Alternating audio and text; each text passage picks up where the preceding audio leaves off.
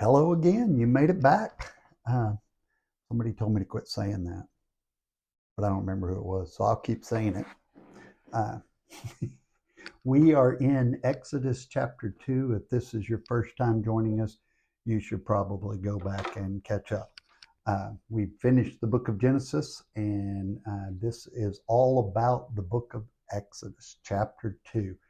And I would imagine, if I haven't upset you yet, especially with your tradition and things that you maybe do that you believe have always been fine, we're going to get there in Exodus. It's a good book. So let's jump into Exodus chapter 2. I'm going to read from the New Living Translation. And it goes like, oh, also the name of the book of Exodus in Hebrew is Shmot. So just in case anybody ever asked it. So a man from the family of Levi took a woman also descended from Levi as his wife.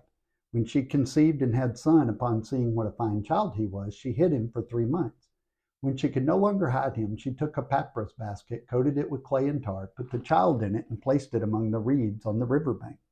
His sister stood at a distance to see what would happen to him. The daughter of Pharaoh came down to bathe in the river, while her maids in attendance walked along the riverside. Spotting the basket among the reeds, she sent a slave girl to get it. She opened it and looked inside, and there in front of her was a crying baby boy. Moved with pity, she said, "This must be one of the Hebrew children." At this point, his sister said to Pharaoh's daughter, "Would you like me to go and find one of the Hebrew women to nurse the baby for you?" Pharaoh's daughter answered, "Yes, go." So the girl went and called the baby's own mother.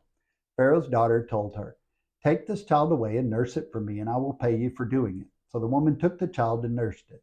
Then, when the child had grown some, she brought him to Pharaoh's daughter, and she began to raise him as her son. She called him Moshe. So Moses' Hebrew name is Moshe. It didn't start in Mario Kart, if you're familiar with that game. Explaining, "Because I pulled him out of the water." Moshe means to pull out. So one day, when Moshe was a grown man, he went out to visit his kinsmen, and he watched them struggling at forced labor. He saw an Egyptian strike a Hebrew, one of his kinsmen. He looked this way and that, and when he saw that no one was around, he killed the Egyptian and hid his body in the sand. The next day, he went out and saw 2 Hebrew men fighting with each other. To the one he said, "Why are you hitting your companion?" He retorted, "Who appointed you ruler and judge over us? Do you intend to kill me the way you killed the Egyptian?" Moshe became frightened. Clearly, he thought the matter had become known. When Pharaoh heard it, he tried to have Moshe put to death. But Moshe fled from Pharaoh to live in the land of Midian. One day, as he was sitting by a well, the 7 daughters of the priest of Midian came to draw water. They had filled the troughs to water their father's sheep, when the shepherds came and tried to drive them away. But Moshe got up and defended them. Then he watered their sheep. When they came to Reuel, their father, they said, "How come you're back so soon today?" He said, "They answered, an Egyptian rescued us from the shepherds. More than that, he drew water for us and watered the sheep." He asked his daughters, "Where is he? Why did you leave the man there? Invite him to have something to eat." Moshe was glad to stay with the man, and he gave Moshe his daughter Zipporah in marriage. She gave birth to a son, and he named him Gershom, foreigner there, for he said, "I've been a foreigner in a foreign land." Sometime during those many years, the king of Egypt died, but the people of Israel still groaned under the yoke of slavery. They cried out, and their cry for rescue from slavery came up to God. God, hearing their groaning, and God remembered his covenant with Abraham, Isaac, and Yaakov. God saw the people of Israel, and God acknowledged them. So there's a lot in that story. Moses is a really big deal, especially to the Jewish people. He is considered a shadow, a type of Messiah, showing he's coming. He's not the Messiah. He's not the Savior. I'm not saying any of that. But he is the only one that talked face to face with God other than Jesus. So he is a big deal. He's the only one that was a mediator for the people other than Jesus. So there are some qualities and attributes that only Jesus and Moses have. That's one of the reasons Moses is such a big deal. So it says that a man from the house of Levi married a woman from the house of, well, basically they married within the same tribe. That's all that means. So verse 2 says that Moses' mother saw how beautiful he was and hid him for 3 months. The Hebrew actually says how tov Moses was. Tov means good. So in Genesis 1, after every part of the creation, God pronounced it to be good, tov. It is being made clear that Moses' birth was under divine influence. He's using the same word, so we make that connection. Moses' mother built a floating cradle, basically. The Hebrew word is tiva, and it's used twice in the Bible, here and Noah's Ark. Both were called tias. Basket kind of misses the point because we miss the connection between Noah's Ark and Moses' Ark. If we don't know that, that's why translations matter so much. I'd never made that connection until I figured out what the Hebrew, well, I didn't figure it out. I didn't figure it out, but I learned it. Notice the parallel. In Genesis, mankind was to be done in by a flood. In Egypt, all male babies were to be done in by drowning in the Nile. We have God using water and an ark as early types of salvation. The first used for saving mankind, the second for saving the Hebrews. That's a really major point that I'd never noticed before because nobody ever pointed it out. The Hebrew for ark of the covenant is aron. It means chest, a place to store something valuable, like a treasure chest. Aron is used in one other way to mean coffin. So it refers to when Joseph died and was put into Aron, a coffin. In Revelation, when the Ark of the Covenant is found and placed in the new temple, the tribe of Joseph also reappears. That's going to be cool. And we'll read that in Revelation here in about 5 years, probably when we get there. But the daughter of the man who ordered babies destroyed is the one to save this Hebrew, selected by God to liberate Israel. So God used Pharaoh's daughter to save Israel out of Egypt. And she didn't know it. Obviously, Moses didn't know it. He was a baby. Mom didn't know it. She was just trying to save her baby's life. But Israel's Savior would grow up, be raised in Pharaoh's house. So I don't know how God's going to get me out of this. Well, think about this. God got a nation out of slavery by having a baby brought up out of a river and raised by the people who were holding his people hostage. I think he can solve your problem. Seems like your problem's probably fairly easy. So Moses is returned to his mother, and she's actually paid to raise her own child, essentially. So verse 10 says the child grew. It was returned to the princess. So she was giving up her child because with her, his future would be slavery. He would grow up to be a slave because he was a man. With the princess, it would be a life of royalty. So this mother made a major sacrifice of her first, maybe not, but her son. I think we'll see that in the New Testament. God will send his son. There's all kinds of foreshadowing and just shadows of what's to come.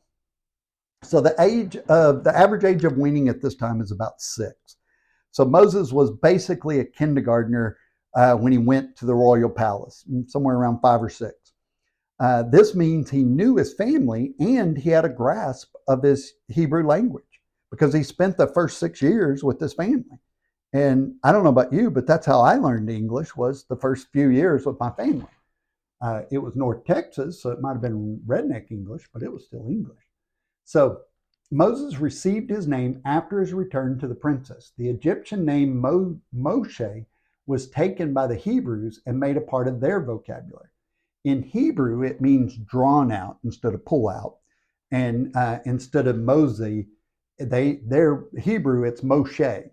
So between verses 10 and 11, we jump about 35 years, which is funny because you read the Bible and you think this all happened in one day. It's like, no, 35 years have gone by and we can't give every detail. We'd never be able to get through it, which is another good reminder. I'm not covering everything that's in the Bible. I'm covering a pretty broad bit, and then I want you to go dig deeper, go find your own stuff, and then come tell me about it. So the Egyptians knew he was a Hebrew just by looking at him because that he looked like Hebrew, and he knew he was a Hebrew.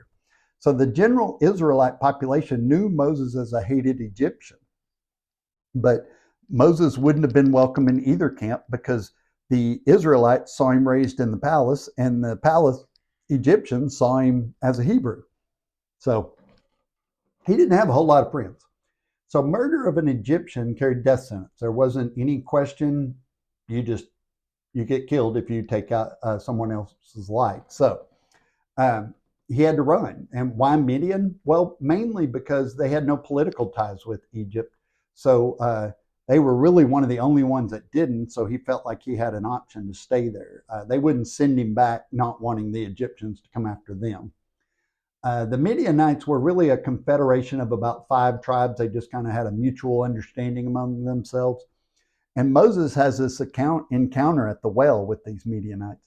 So, impressed by the skill and courage of this Egyptian, Moses finds himself with 7 girlfriends, because these girls were like, oh, wow, look at this guy. He defended us. He went up against them. He had the confidence to do that because he felt like he was entitled to do those kind of things.